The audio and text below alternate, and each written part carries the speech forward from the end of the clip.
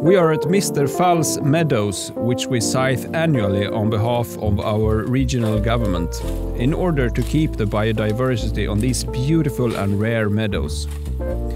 Back in the day, they would take grass from areas like this and use as fodder for the cows.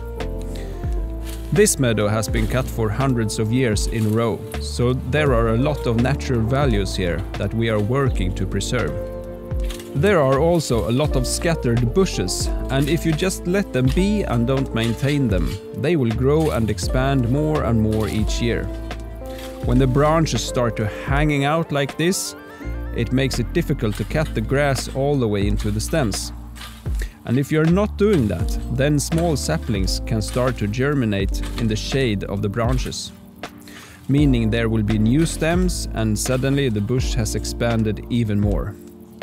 Eventually, it becomes more of a forest than a meadow. So that's why we're pruning the bushes to keep them nice and tight. And using the scythe is actually a great way to avoid the thorns. The rose bushes are really nasty. Their thorns are super tough and very sharp.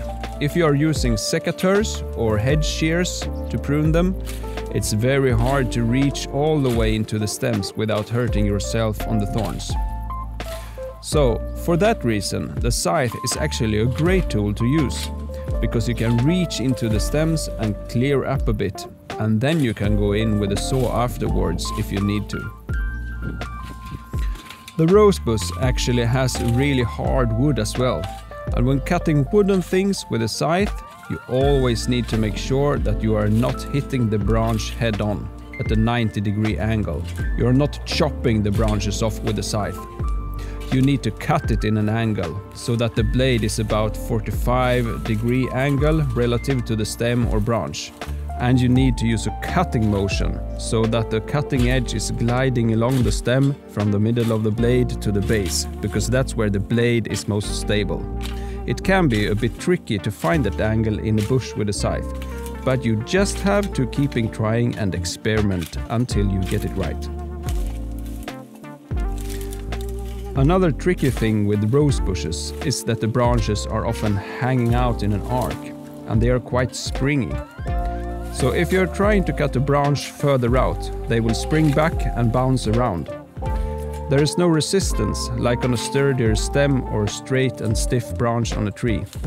So this also makes it a bit tricky to find the cutting stroke.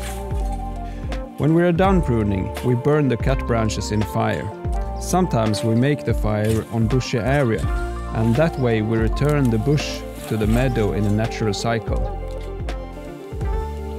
The pile of branches from the rosebush holds together really well thanks to the tangles and thorns along the branches, so it's easy to drag them to the fire with the scythe.